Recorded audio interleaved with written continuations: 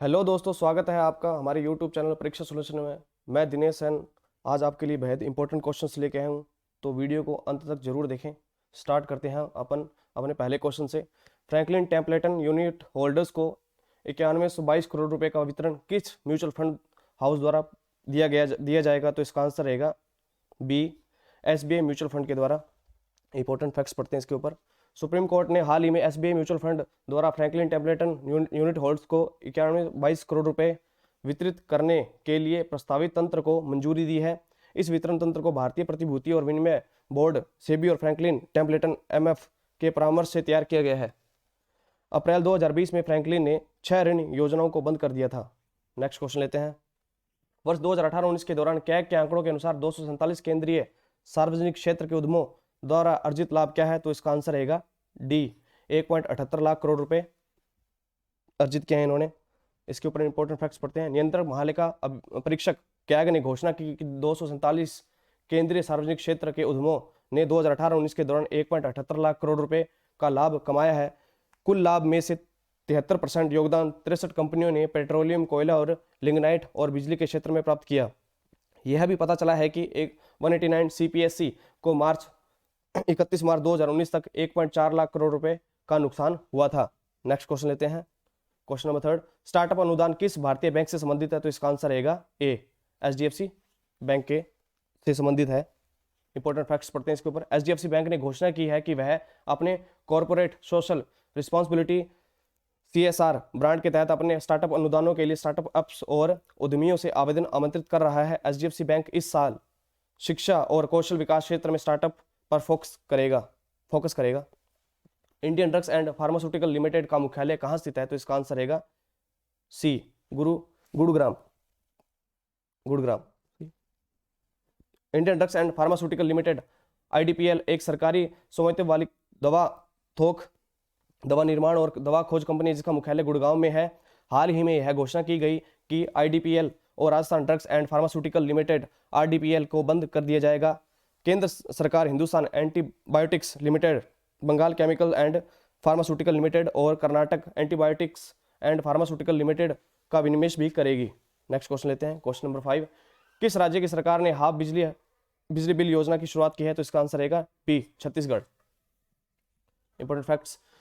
छत्तीसगढ़ सरकार द्वारा इस योजना में घरेलू बिजली उपभोक्ताओं को 400 यूनिट तक के बिल में आधे बिल की राशि में छूट दी गई है। छत्तीसगढ़ सरकार की इस योजना से लाखों उपभोक्ताओं को महंगाई के दौर में राहत मिलेगी। नेक्स्ट क्वेश्चन लेते हैं। क्वेश्चन नंबर 6, ब्लूमबर्ग द्वारा जारी नवाचार सूचकांक इनोवेशन इंडेक्स 2021 में कौन सा देश शीर्ष पर रहा है? तो इसका आंसर रहेगा सी, दक्षिण कोरिया।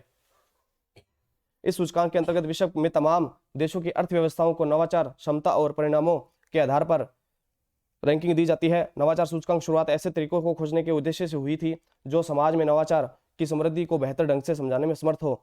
टॉप 3 देशों के नाम बताता हूं मैं आपको। पहला है दक्षिण कोरिया, दूसरा सिंगापुर, तीसरा स्विट्जरलैंड।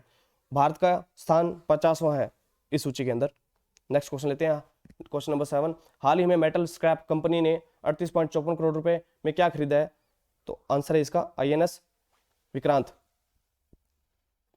इसे हाल ही में मेटल स्क्रैप कंपनी ने 38.54 करोड़ रुपए में खरीदा था।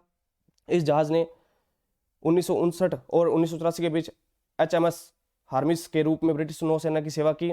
इस जहाज को मुंबई के नवल डॉकयार्ड से अलंग के शिप ब्रेकिंग यार्ड तक लाया जाएगा। जहाज को पूरी तरह से विघटित करने में 9 से 12 महीने लगेंगे।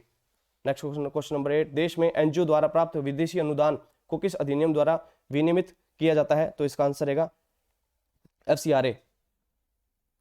गैर सरकारी संगठनों द्वारा प्राप्त विदेशी अनुदान को विदेशी अंशदान अधिनियम 2010 या एफसीआरए द्वारा विनियमित किया जाता है। गृह मंत्रालय के साथ पंजीकृत होने के बाद एनजीओ को एक विशिष्ट एफसीआरए पंजीकरण संख्या प्रदान की जाती है जिसे हर 5 साल में नवीकृत किया जाता है। हाल के सरकारी आंकड़ों के अनुसार एफसीआरए अधिनियम के प्रावधानों के उल्लंघन पर पिछले 10 वर्षों में 20,600 से अधिक एनजीओ को एफसीआरए लाइसेंस रद्द कर दिए गए थे। क्वेश्चन नंबर 9 लेते हैं। भारतीय नौसेना का सबसे लंबा सेवारत जहाज कौन सा है? तो इसका आंसर रहेगा B, INS Vikrant. INS Viraat भारतीय नौसेना का सबसे लंबा सेवारत जहाज है। इसे 1987 में भारतीय नौसेना में शामिल किया गया था। इसने 1987 में सेवा में प्रवेश किया। इस एयरक्राफ्ट कैरियर ने सोवियत नौसेना के साथ और बाद में 1996 तक रूसी नौसेना के साथ सेवा दी। यह मूल रूप से बाकू के रूप में बनाया गया था। क्वेश्चन नंबर 10 लेते हैं। FSSAI ने खाद्य उत्पादों में औद्योगिक ट्रांस फैटी एसिड की अनुमेय मात्रा को कितने प्रतिशत तक सीमित कर दिया है? तो इसका आंसर रहेगा सी 2%। भारतीय खाद्य सुरक्षा एवं मानक प्राधिकरण ने खाद्य उत्पादों में औद्योगिक ट्रांस फैटी एसिड की अनुमेय मात्रा को 2% तक सीमित कर दिया है। नवीनतम संशोधन 1 जनवरी 2022 से लागू होगा। वर्तमान में 2021 में खाद्य उत्पादों ट्रांस फैट की अनुमेय सीमा 3% है, जो पिछली सीमा से 5% कम है। क्वेश्चन नंबर 11 लेते हैं।